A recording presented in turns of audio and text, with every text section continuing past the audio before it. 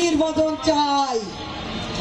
আমরা 17 বছর এই ফ্যাসিস্টের বিরুদ্ধে যুদ্ধ করেছি, রাজপথে আন্দোলন করেছি, মামলা খেয়েছি, জেল খেটেছি এবং আজকে অনেকের ব্যবসা বাণিজ্য পর্যন্ত শেষ হয়ে গেছে, অনেক আমাদের ভাইরা গুম হয়েছে।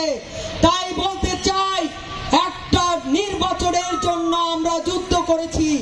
জনগণ চাই তার নিজের ভোট নিজে দেবে, যাকে খুশি তাকে দেবে।